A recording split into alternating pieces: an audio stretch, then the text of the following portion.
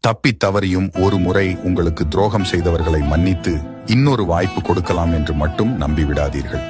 முன்பை விட அதிகமாக உங்கள் மனதை உடைத்து தூளாக்கிவிட்டுதான் அடுத்த வேலையை பார்ப்பார்கள்.